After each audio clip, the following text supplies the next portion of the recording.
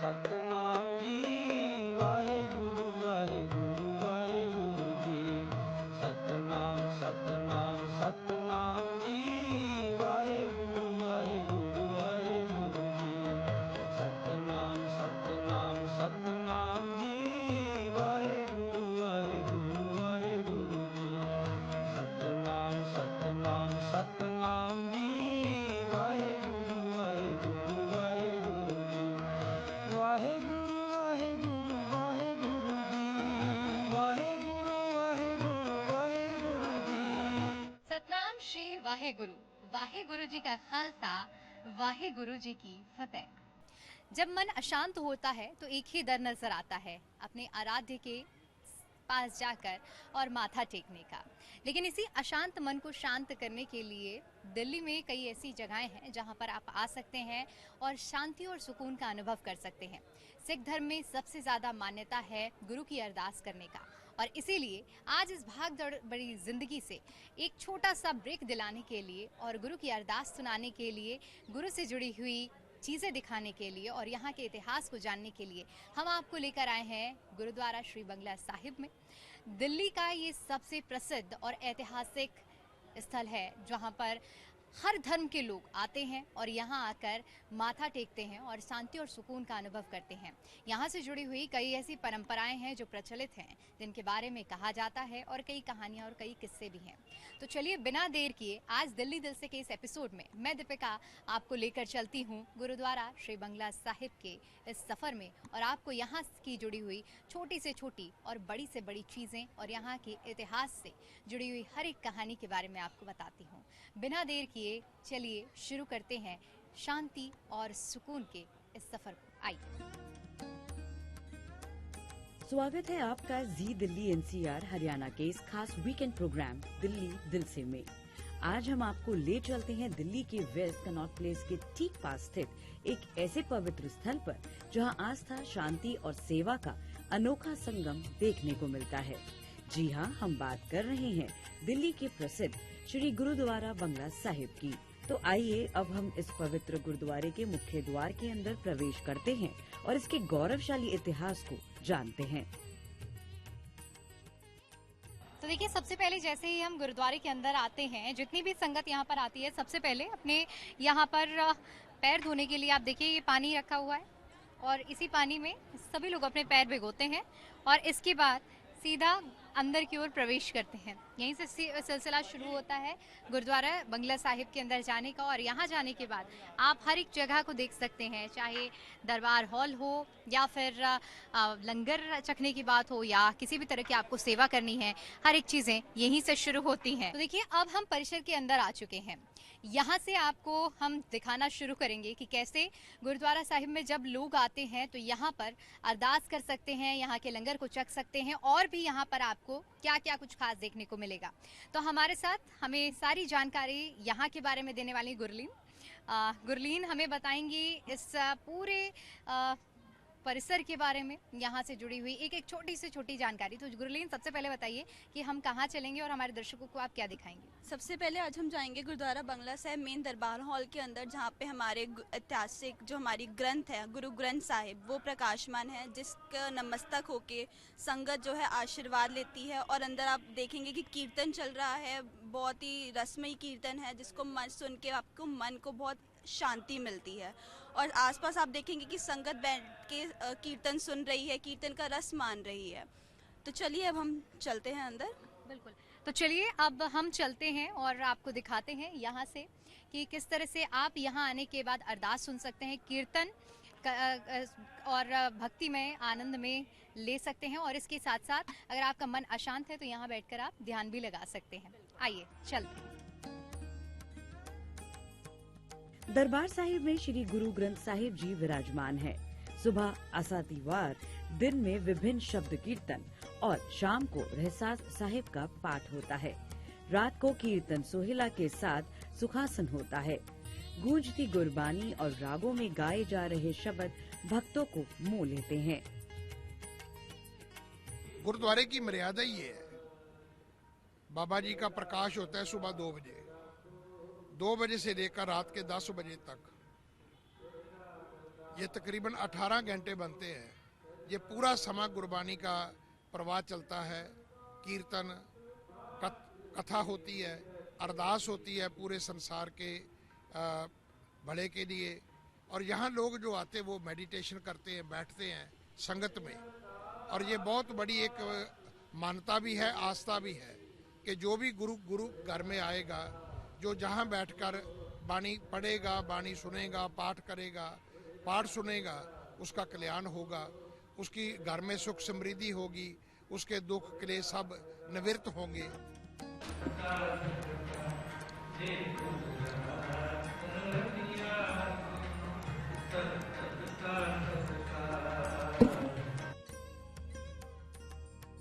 देखिए यहाँ की गुरबानी का माहौल कितना दिव्य है। हर शब्द दिल को छू जाता है। गुरुद्वारा बंगला साहिब का इतिहास 1664 ईस्वी से जुड़ा है। सिखों के 8वें गुरु श्री गुरु हरकृष्ण साहिब जी, जो मात्र 5 वर्ष की आयु में गुरु पद पर विराजमान हुए, दिल्ली आए। उस समय दिल्ली में चेचक और हैजा जैसी भयंकर महामारी फैली हुई थी। गुरुजी ने बिना किसी भेदभाव के बीमारों की सेवा की और अपने पवित्र स्पर्श व कृपा से हजारों लोगों को राहत दी। अंत में खुद गुरुजी भी बीमारी से प्रभावित हुए और 30 मार्च 1664 को मात्र 8 वर्ष की आयु में यही ज्योति ज्योत समा गए। 1783 में सरदार बाघेल सिंह ने इस पावन जगह पर गुरुद्वारा बनाया। आज ये जगह सेवा और गुरु कृपा की अमृत गाथा कहती है। जो राजा जय सिंह था, इसके दादाजी को गुरु हरगोबिंद साहब जी ने ग्वालियर के किले से रिहा करवाया था। जो 52 राजे रिहा हुए थे, उनमें से एक इनका दादा था। फिर इन्होंने अप्रोच किया तो गुरुजी इधर आए राजा जय सिंह के बंगले में। ये वही बंगला है जिसको आज गुरुद्वारा बंगला साहब बोलते हैं। ये सन 1664 की हिस्ट्री है। तो यहाँ गुरु साहब कुछ समय रुके। जब आए थे गुरुजी तो जहाँ दिल्ली में बहुत एक रोग आया था, चेचक का रोग, बहुत मारू रोग था, जिसके साथ हजारों लोगों की मृत्यु हुई। तो गुरुजी ने यहाँ एक अमृत कुंड दिया, जिससे जल लेकर तब से लेकर आज तक लोगों का स्वास्थ्य ठीक होता है, लोगों की श्रद्धा है, आस्था है। और आज 20,000 से लेकर 50,000 यात्रु देश विदेश से गुरु जी के दर्शन करने आते हैं। यहाँ 24 आवर लंगर की व्यवस्था है। यहाँ एक सिख म्यूजियम भी है। बहुत सारे लोगों के रहने के लिए अकोमोडेशन भी है। सस्ती दवाइयों के लिए दवाखाना भी है। और MRI और CT स्कैन, ऐसे बहुत सारे टेस्ट हैं जो केवल लागत मात्र हम 50 रुपए में करते हैं। यहाँ एक पवित्र सरोवर है जहाँ संगत आकर स्नान करती है। तो मेरे को अच्छा लगा कि आप आज गुरु जी के दरबार में आए और गुरु महाराज का जो इतिहास है, जो गुरु महाराज की महिमा है, ये आपके माध्यम से आज पूरे संसार को प्राप्त होगी। वाहेगुरु जी का खालसा, वाहेगुरु जी की फतेह। इतिहास की इस गौरवपूर्ण कहानी को जानने के बाद अब चलिए उस पवित्र सरोवर की ओर जहां गुरुजी की कृपा आज भी जीवंत है। बंगला साहिब का सरोवर सबसे महत्वपूर्ण हिस्सा है। गुरु हरकृष्ण साहिब जी के पवित्र स्पर्श और कृपा से पावन ये जल आज भी भक्तों को मानसिक और शारीरिक शांति प्रदान करता है। भक्त यहाँ स्नान करते हैं, परिक्रमा करते हैं और गुरु कृपा प्राप्त करते हैं। सरोवर में मछलियाँ तैरती हैं, आसपास के पेड़ और शांत वातावरण मन को छू लेता है। हजारों भक्त रोजाना यहाँ आकर अरदास करते हैं। यहाँ पर गुरुद्वारा श्री बंगला साहिब में आप जैसे ही दरबार साहिब से नीचे आएंगे तो आपको दिखेगी पवित्र सरोवर। यहाँ की जो छटा है वो अपने आप में बेहद अद्भुत है और यहाँ की रौनक, यहाँ की जो खूबसूरती को आप इन कलकल बहती हुई लहरों से महसूस करते हैं। इस सरोवर के बारे में, इसकी पवित्रता के बारे में कई कथाएं और कहानियां भी हैं। कहा जाता है कि किसी को अगर चेचक रोग है तो अगर इस जल को वो अपने ऊपर आचमन कर लेता है तो वो उससे छुटकारा पा सकता है। और ऐसा हम इसलिए भी कह रहे हैं क्योंकि इतिहास में इससे जुड़ी हुई एक कहानी भी दर्ज है। तो गुरलीन जब हमें पूरा सफर करा रही हैं गुरुद्वारा बंगला साहिब का, तो अब उनसे यहाँ के इतिहास के बारे में भी जान लेते हैं। गुरलीन, हमें बताइए हमारे दर्शकों को कि सरोवर के जल का इतना महत्व क्यों है, और क्या सच में वाकई अगर कोई भी आज चेचक रोग से ग्रसित होता है, यहाँ आता है तो उसको उसकी समस्या से छुटकारा मिलता है? हाँ जी, हाँ, ये इतिहास गवाह है इस चीज़ का। जब 1664 में गुरु हरिकृष्ण साहिब जी, हमारे 8वें गुरु, इस स्थान पर आए थे, तो ये पहले बंगला था राजा जय सिंह जी का। तो जब राजा जय सिंह जी ने गुरु महाराज को आमंत्रित किया था इस पावन स्थान पे, तब उस टाइम जो दिल्ली की संगत थी वो चेचक की बीमारी से जूझ रही थी। तो जब गुरु महाराज यहाँ पहुँचे, उनसे संगतों का दुख नहीं देखा गया। तो जब हम दरबार हॉल में एंट्री करते हैं, उसके बिल्कुल ही राइट साइड में एक बौली साहिब है। वहाँ बौली साहिब से गुरु महाराज संगतों को जल देते थे और उनकी सेवा में खुद भी निमन रहते थे, उनकी सेवा खुद भी किया करते थे। और उन्होंने इसी तरह बहुत सारे रोगियों को चेचक की बीमारी से छुटकारा दिलवाया। तो आज भी हम इस स्थान पर ये मान्यता है कि अगर आपको कोई भी रोग है, सिर्फ चेचक ही नहीं, कोई भी रोग है, तो उस रोग से आप यहाँ पे छुटकारा मिल सकता है। तो इसी श्रद्धा, इसी भावना, इसी फेथ के साथ जो संगत है यहाँ पे आज भी आके जल का छींटा मारती है अपने, और यहाँ तक भी स्नान भी करती है। और अभी हम आपको बौली साहिब के भी दर्शन करवाएंगे। वहाँ से जल संगत जो है जल शक्ति भी है और साथ ही साथ अपने घरों पर भी लेके जाती है। सरोवर की पावनता को महसूस करने के बाद अब चलिए सरोवर के चारों ओर की पावन परिक्रमा पर। पवित्र सरोवर के चारों ओर भक्त परिक्रमा करते हुए गुरु की कृपा मांगते हैं। यह परिक्रमा सिर्फ चक्कर नहीं बल्कि आस्था की यात्रा है। हर कदम पर मन शांत होता है और गुरु की याद दिलाता है कि सेवा और समर्पण ही सच्ची भक्ति है। सफेद रंग अपने आप में शांति और पवित्रता का प्रतीक माना जाता है, और आप जब गुरुद्वारा बंगला साहिब में आएंगे तो यहाँ पर आपको यही सफेद रंग मंत्र मुक्त करेगा। अभी हमने आपको पवित्र सरोवर की झलक दिखाई और वहाँ के महत्व के बारे में भी बताया, लेकिन जब हम पवित्र सरोवर से आगे बढ़ते हैं तो यहीं पर आपको मिलेगा परिक्रमा मार्ग। गुरलीन, हम आपसे जानना चाहेंगे कि ये जो परिक्रमा मार्ग बनाया गया है, परिक्रमा का यहाँ लगाने का क्या महत्व है? संगत अपनी श्रद्धा से सरोवर की पूरी परिक्रमा करती है, सरोवर का पूरा एक चक्कर लगाती है। परिक्रमा की इस पावन यात्रा के बाद अब चलते हैं बोली साहिब की ओर। यहाँ बोली साहिब में भक्त गुरुद्वारे के विभिन्न सेवाओं के लिए बोली लगाते हैं, चाहे पालकी सेवा हो, लंगर सेवा या सफाई की सेवा। ये सिख परंपरा की सेवा भावना को जीवंत रखती है। जो बोली जीतता है वह गर्व से कहता है, गुरु की सेवा मेरे भाग्य में लिखी गई। सरोवर के बाद अब हम आपको लेकर आए हैं बौली साहब में। जैसे कि अभी कुछ देर पहले गुरलीन ने जिक्र भी किया था बौली साहब का महत्व, लेकिन हम आपको विस्तार से यहाँ पर तस्वीरें भी दिखाएंगे कि कैसे जो संगत यहाँ पर आती है उसकी सेवा की जाती है और बौली साहब का क्या महत्व है। तो गुरलीन, यहाँ के इतिहास के बारे में बताइए। तो यही वह पावन पवित्र बौली साहिब है जिसका अभी हमने जिक्र किया था। यहाँ से गुरु महाराज जी ने पावन जल देके संगतों को चेचक की बीमारी से मुक्त करवाया था। तो यहाँ पे अभी भी इसी मान्यता से लोग जल सकते हैं। आप देख सकते हैं अभी भी लोग जल छक रहे हैं, चूबा साहब की सेवा कर रहे हैं, मतलब जल पिलाने की सेवा कर रही हैं संगतें। तो ये जो लोग यहाँ पर सेवा कर रहे हैं अपनी मर्जी से करते हैं? बिल्कुल, ये लोग अपनी मर्जी से गुरु महाराज की सेवा कर रहे हैं, संगत की सेवा कर रहे हैं। तो ये देखिए यहाँ पर जितनी भी संगतें आ रही हैं उन्हें किस तरह से यहाँ पर जल दिया जा रहा है, उसी मान्यता को आगे बढ़ाते हुए, सेवा करते हुए कुछ भी बोला नहीं जाता। लेकिन आपको यहाँ पर हम आप दिखा सकते हैं तस्वीरें।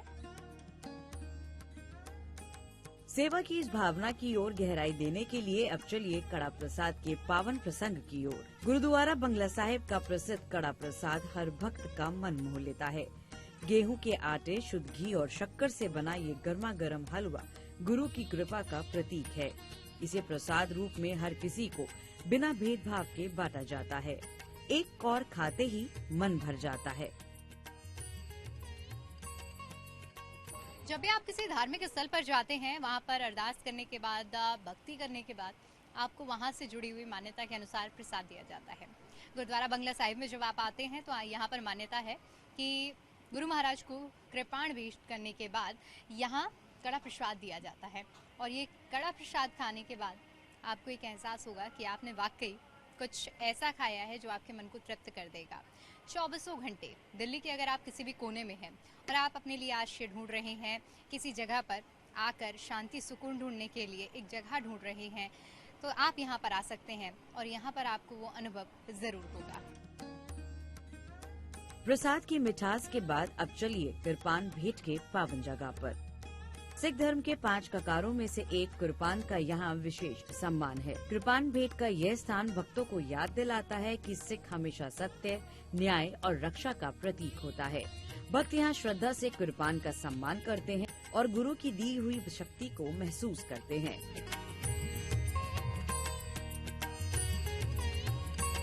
तो जो भी संगत यहाँ पर आती है, इसी जगह से देखिए अपनी श्रद्धा अनुसार कड़ा प्रसाद लेकर कृपान भेंट कराया जाता है। जैसे कि आप कहीं पर भी जाते होंगे और अपनी श्रद्धा अनुसार भक्ति भाव के साथ अपने आराध्य को चीजें समर्पित करते हैं, तो इसी तरह यहाँ पर कड़ा प्रसाद की मान्यता है और कड़ा प्रसाद लेने के बाद यहीं पर कृपान भेंट कराई जाती है। यहाँ पर आप देख सकते हैं किस तरह से जो संगत है वो आती है और अपनी श्रद्धा अनुसार अगर उन्हें पूरा संपूर्ण भेंट करना है तो संपूर्ण कड़ा प्रसाद यहाँ पर कृपान भेंट कर देती हैं। नहीं तो अगर उन्हें अपने साथ अगर इस कड़े प्रसाद को लेकर जाना है तो इस तरह से देखिए यहाँ पर व्यवस्था की जाती है जहाँ आप ये पॉलीथीन में अपने प्रसाद को लेकर जा सकते हैं। अब चलिए गुरुद्वारे के इतिहास को और करीब से देखने के लिए बाबा बघेल सिंह म्यूजियम में रखी गई अनमोल कलाकृतियाँ, चित्र और ऐतिहासिक वस्तुएं हमें गुरु काल की याद दिलाती हैं। यहाँ गुरु हरकृष्ण साहिब जी की सेवा और सरदार बघेल सिंह के योगदान को जीवंत रूप में देखा जा सकता है।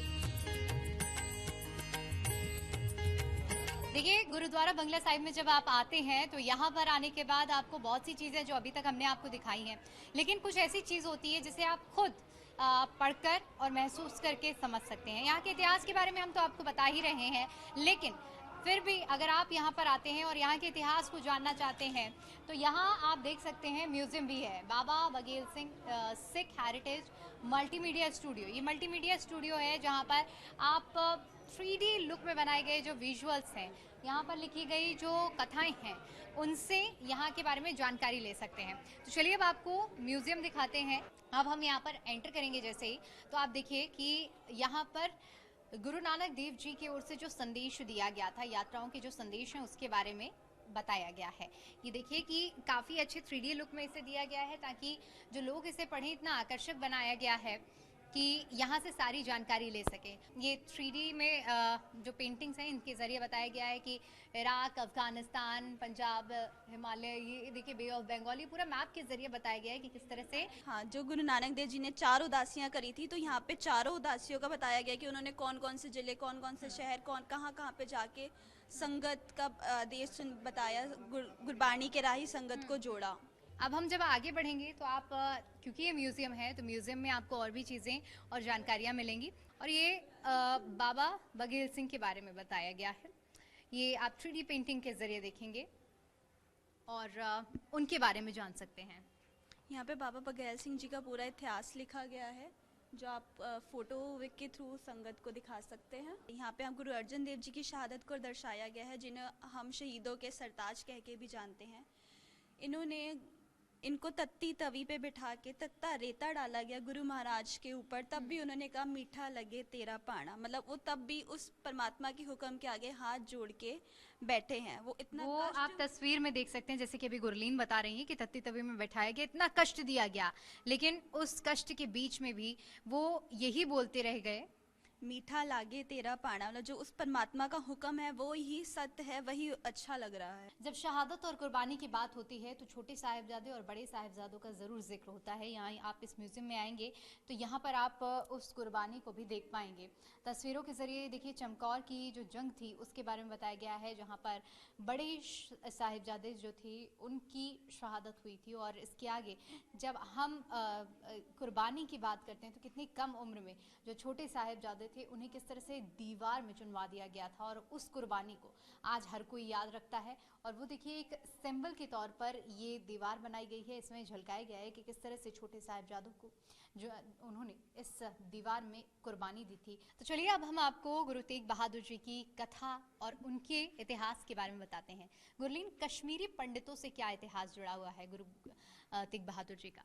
जब औरंगज़ेब पूरे हिंदुस्तान को इस्लाम में तब्दील करना चाह रहा था, वो चाह रहा था कि पूरा हिंदुस्तान में सिर्फ एक ही धर्म हो, इस्लाम धर्म हो, तब जो कश्मीरी पंडित उस डर से जब अपनी फ़रियाद लेके गुरु तेग बहादुर साहब जी के पास पहुंचे थे, फिर उस फ़रियाद को सुनते हुए उनकी मदद करने के लिए गुरु तेग बहादुर साहब जी दिल्ली आए थे। और उन्होंने दिल्ली आके यहाँ के पावन पवित्र स्थान गुरुद्वारा चांदनी चौक में जो है गुरुद्वारा सीसगंज साहब, वहाँ पे आके शहादत प्राप्त करी थी। और उनके साथ उनके तीन सिंह आए थे, भाई मती दास जी, भाई सतीदास जी और भाई दयाला जी। तो जैसा कि इसमें आप देख रहे हैं कि यहाँ पे भाई सतीदास जी को जिंदा ही रूह में लपेट के आग लगा दी गई थी, उनको इस तरीके से शहीद किया गया था। भाई मती दास जी को आरे से चीरा गया था और भाई दयाला जी को उबलते हुए देग में उबाला गया था।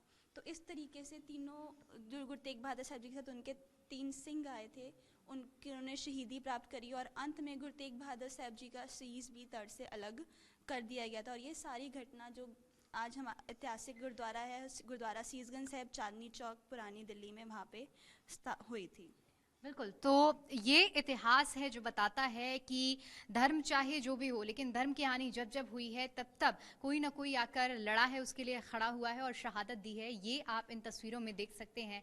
आज भी ये कहानी बयां है और जिसे आप आकर इस तरह से महसूस कर सकते हैं इस म्यूजियम में, यहाँ गुरुद्वारा बंगला साहिब। और अगर आप शीशगंज साहिब जाते हैं जो चांदनी चौक में स्थित है, वहाँ पर भी ये शहादत, जो ये बलिदान, इतिहास की गवाही आपको चीख चीख कर देगा।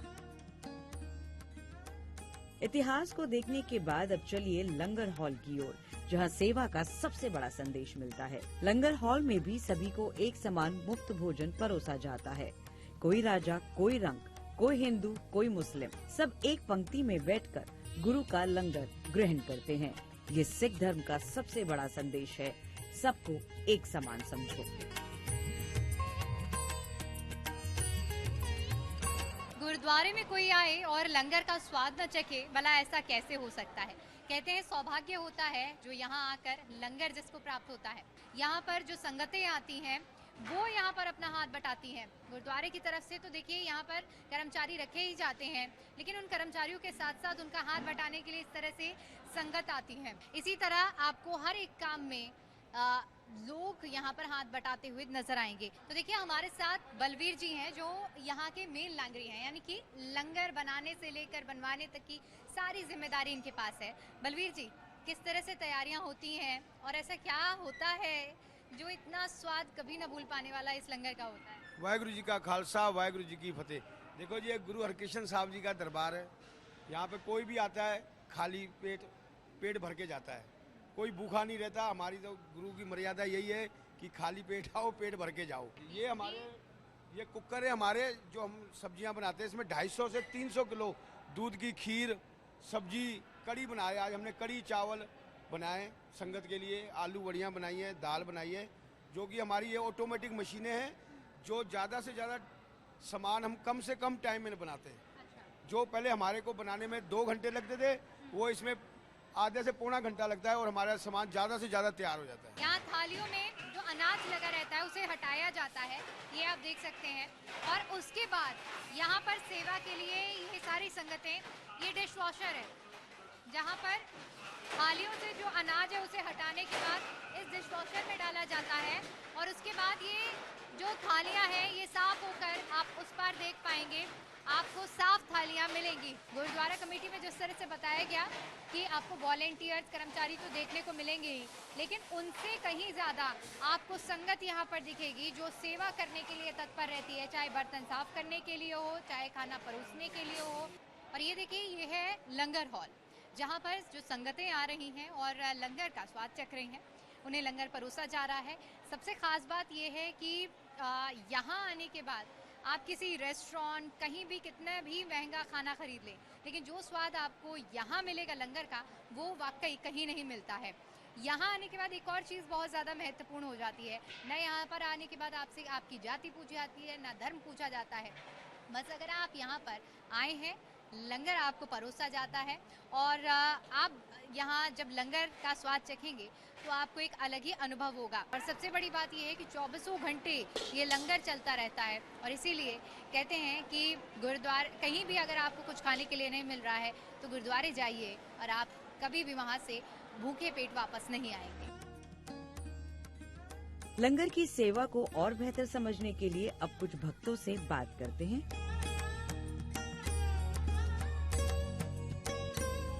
हमें यहाँ पर आके बहुत अच्छा लगता है, जैसे कामफुल लगता है इधर और जैसे मन को शांति मिलती है, सुकून मिलता है इधर आके, बहुत पीसफुल लगता है इधर आके।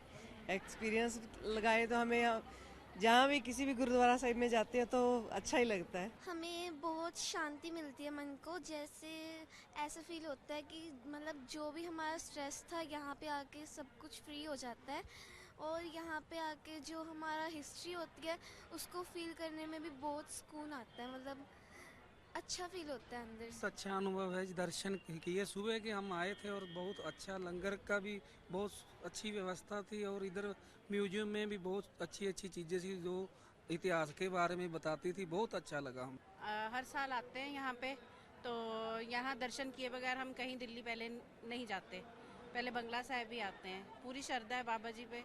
ये जो फीलिंग है ना, that can not be put into words, उसके लिए आपको यहाँ पे आना पड़ेगा। अंदर आके जब दर्शन करोगे आपको वो चीज़ फील करनी पड़ेगी, फिर आपको पता लगेगा कि सुकून क्या है।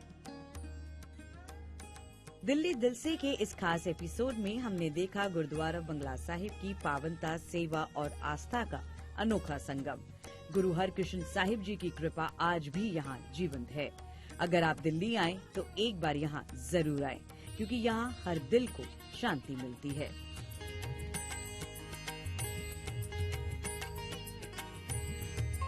ये था दिल्ली दिल से का एक और एपिसोड।